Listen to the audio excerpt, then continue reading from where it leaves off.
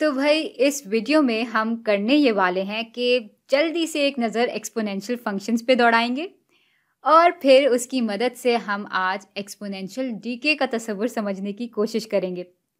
और exponential DK से मुराद हमारी ये है कि कोई भी चीज़ कितनी तेज़ी से ख़त्म हो रही है या कम हो रही है। तो चलें, पहले हम एक्सपोनेंशियल ग्रोथ से शुरू करते हैं और इसके लिए मैं यहाँ खाने बना लेती हूँ। तो यहाँ हमारा x आ गया और यहाँ आ गया हमारा y।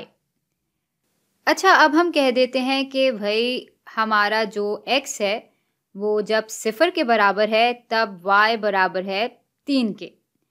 और फिर जैसे जैसे हम x को एक एक अदद के हिसाब से बढ़ाते हैं वैसे वैसे y दुगना होता चला जाता है। तो जब x 1 के बराबर होता है तो y दुगना होके 3 से 6 तक पहुंच जाएगा। और जब x में मज़ीद एक अदद का इजाफा होता है तो y फिर से दुगना होके 6 से 12 तक पहुंच जाएगा। तो भाई असल में यही हमारी एक्सपोनेंशियल ग्रोथ होती है। और ये हम x की मनफी अदाद के लिए भी देख सकते हैं। जैसे अगर हम x की कदर -1 रख देते हैं तो अब y की कदर मालूम करने के लिए जब हमें पीछे जाना होगा तो हम 2 से ज़रब नहीं देंगे बल्कि 2 से तकसीम करेंगे और इसलिए y बराबर हो जाएगा 3/2 के।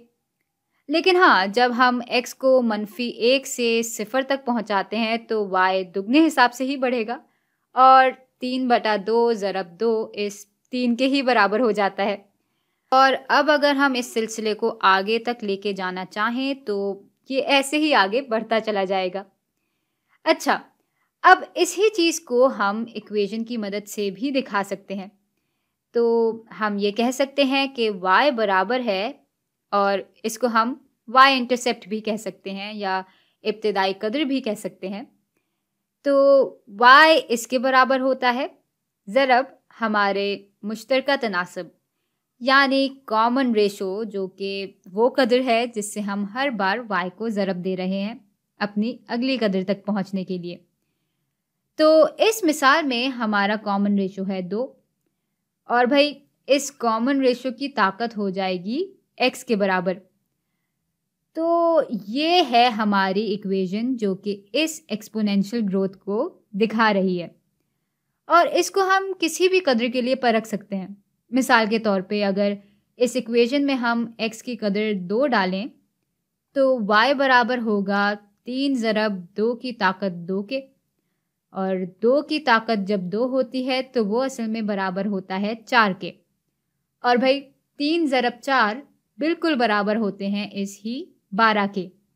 भाई अब अगर हम इसको ग्राफ की मदद से दिखाने की कोशिश करें तो पहले तो हम अपने एक्सिस बना लेते हैं और ये हो गया हमारा x एक्सिस और ये हो जाएगा हमारा y एक्सिस। और x और y एक्सिस के स्केल को भी हम मुख्तलिफ ही रखेंगे क्योंकि x और y दोनों मुख्तलिफ अंदाज में बढ़ रहे हैं। तो x को हम एक एक अदद के वक्फे के हिसाब से बढ़ाएंगे। ये हो जाएगा -1, ये हो जाएगा 0, ये हो जाएगा 1 और ये हो जाएगा 2। और भाई y के स्केल में हम 3 अदद का वक्फा रखेंगे। तो ये हो जाएगा 3, ये हो जाएगा 6, ये हो जाएगा 9 और ये हो जाएगा 12। तो अब बस काम आसान हो गया है, हमें बस इन नुक्तों को इस ग्राफ पे बनाना होगा।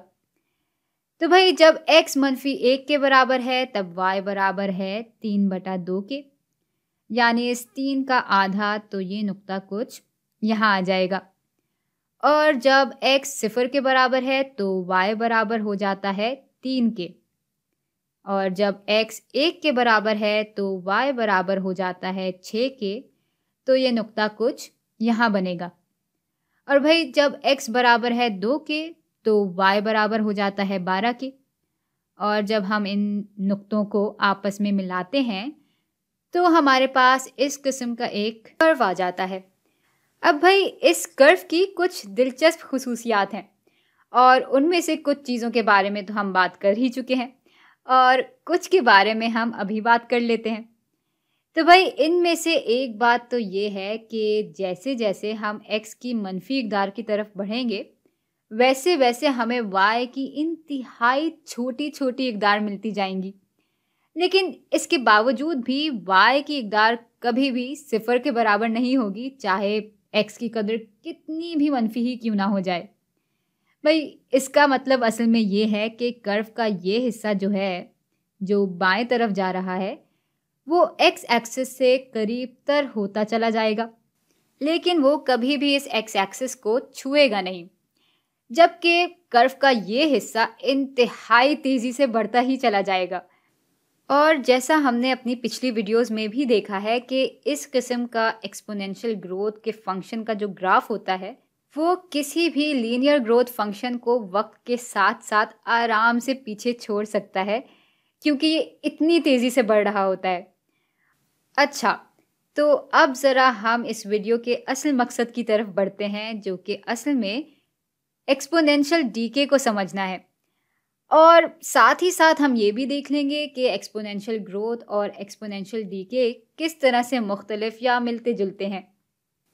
अब जो इन दोनों में पहला फ़र्क है वो तो नाम से ही जाहिर है कि एक्सपोनेंशियल ग्रोथ में कोई चीज़ बहुत तेज़ी से बढ़ रही होती है और एक्सपोनेंशियल डीके में कोई चीज़ बहुत तेज़ी से कम हो रही होती है।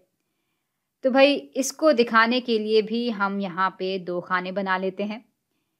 यहाँ हम x की इकदार लिखेंगे और यहाँ आ जाएंगी हमारी y की इकदार।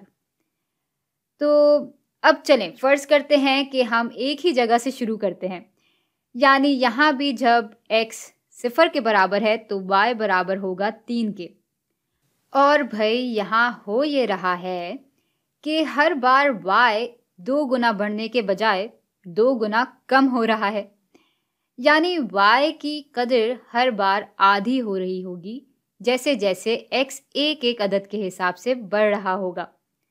अब जैसे जब x बराबर होगा 1 के तो y फ़ौरन आधा हो जाएगा, यानी इसको हम 1/2 से ज़रब देंगे और इसलिए y की कदर बराबर हो जाएगी 3/2 के। और इसी तरह जब x 2 के बराबर हो जाता है तो y की कदर मज़ीद आधी हो जाती है, यानी इसको हम फिर से 1/2 से ज़रब देंगे और इस तरह y बराबर हो जाता है 3/4 के। और ये सिलसिला आगे भी चलता चला जाएगा। अच्छा, तो अब इसकी इक्वेशन इससे वाकई कुछ कुछ तो मिलती जुलती होगी। भाई यहाँ y फिर से बराबर होगा हमारी इब्तिदाई कदर या y इंटरसेप्ट के, जो कि है 3, और फिर इसको हम ज़रब दे रहे होंगे हमारे मुश्तरका तनासब यानी कॉमन रेशो से।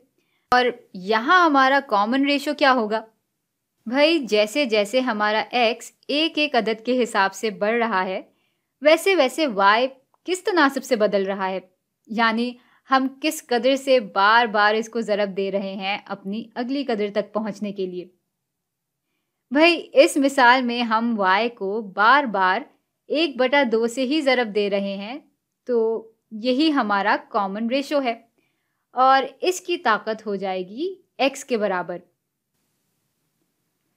अच्छा, अब अगर हम गौर करें तो ये दोनों एक्सपोनेंशियल फंक्शंस ही हैं, क्योंकि यहाँ भी हमारा y बराबर था इब्तिदाई कदर ज़रब मुश्तरका तनासब जिसकी ताकत x है, और यहाँ भी यही हो रहा है। लेकिन यहाँ पे जब हमारा y बढ़ रहा है तो उस मुश्तरका तनासब की जो एब्सोल्यूट या मतलब कदर है वो 1 से बड़ी है। लेकिन यहाँ जब y घट रहा है तो इस मुश्तरका तनासब की एब्सोल्यूट कदर 1 से कम है।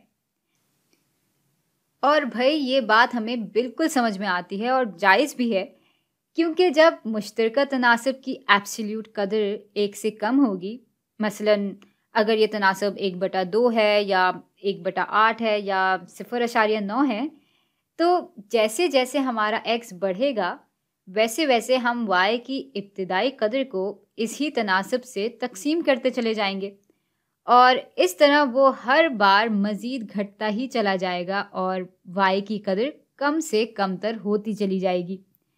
और भाई इसी चीज़ को हम ग्राफ की मदद से भी बहुत आसानी से देख सकते हैं। तो ऐसा करते हैं कि इसी ग्राफ पे मैं मुख्तलिफ रंग से इन नुक्तों को दिखाने की कोशिश करती हूँ। तो जब x -1 के बराबर है तो y बराबर है 6 के, तो ये नुक्ता यहाँ बन जाएगा। अब जब x 0 है तो y 3 था, यानी इब्तिदाई कदर दोनों फंक्शंस की एक ही है, तो ये नुक्ता इसी के ऊपर बन जाएगा। और जब x बराबर है 1 के तो y बराबर हो जाएगा 3/2 के, और जब x बराबर है 2 के तो y बराबर हो जाएगा 3/4 के। और चलें हम ज़रा इन नुक्तों को मिला लेते हैं। तो भाई मज़े की बात ये है कि ये जो दो ग्राफ हैं वो एक दूसरे के बिल्कुल उलट हैं, और वो इसलिए क्योंकि भाई इनका जो मुश्तरका तनासब है वो भी बिल्कुल उलट है एक दूसरे से। और इस ग्राफ को अगर हम मज़ीद बना लेंगे तो हम देखेंगे कि y एक्सिस जो है वो एक शीशा है और ये दोनों ग्राफ एक दूसरे की परछाई हैं। और इस ग्राफ के बिल्कुल उलट जब x की आदाद बड़ी होती जाएंगी तब y की इकदार इंतहाई छोटी होती चली जाएंगी, यानी ये इकदार 0 से और इस x एक्सिस से करीब तर तो होंगी लेकिन कभी भी 0 को या x एक्सिस को छुएंगी नहीं। तो भाई जब हम y एक्सिस के इस तरफ बढ़ते हैं तो जैसे जैसे x की इकदार मनफी होती चली जाती है वैसे वैसे हमारे y की इकदार इंतहाई तेज़ रफ्तार से बढ़ती चली जाती है। तो भाई ये था सारा मामला एक्सपोनेंशियल ग्रोथ और एक्सपोनेंशियल डीके का। और हमने वैसे बहुत ही कोई मखसूस मिसाल ले ली है इन बातों को समझने के लिए, लेकिन अगर इसको बिल्कुल आम तौर पे देखें तो हम ये कह सकते हैं कि y बराबर होगा इब्तिदाई कदर या y इंटरसेप्ट के, जिसको हम फ़िलहाल a से दिखा देते हैं, ज़रब हमारे मुश्तरका तनासब के यानी कॉमन रेशो के, जिसको हम अभी r से दिखा देते हैं। और भाई इसकी ताकत होगी x के बराबर। तो ये तो थी एक आम सी इक्वेशन, लेकिन इसमें अगर हमारे r की एब्सोल्यूट कदर 1 से बड़ी है तो हम एक्सपोनेंशियल ग्रोथ के बारे में बात कर रहे होंगे, क्योंकि जाहिर सी बात है हम बार बार इसी तनासब से ज़रब दे रहे होंगे इस इब्तिदाई कदर को, तो वो बढ़ेगी ही। और अगर इस r की एब्सोल्यूट कदर 1 से कम है तब तो भाई हम एक्सपोनेंशियल डीके की बात कर रहे होंगे, क्योंकि बार बार हम इस तनासब से अपनी इब्तिदाई कदर को तकसीम कर रहे होंगे। चलें, यहाँ तक तो बात समझ में आती है, लेकिन अब मैं आपसे बहुत मज़े का सवाल करने वाली हूँ। भाई जब हमारा r 1 से छोटा भी नहीं होगा, 1 से बड़ा भी नहीं होगा, बल्कि 1 के बिल्कुल बराबर होगा, तब हम किस चीज़ के बारे में बात कर रहे होंगे? चलें, मैं ही इसका जवाब दे देती हूँ। भाई अगर r 1 के बराबर होगा तो चाहे उसकी ताकत कुछ भी हो वो 1 ही के बराबर रहेगा, यानी हमारा y बराबर होगा इस a के, जो कि हमारी इब्तिदाई कदर है। और भाई ये तो एक हॉरिजॉन्टल यानी अफ़क़ी लकीर बन जाएगी।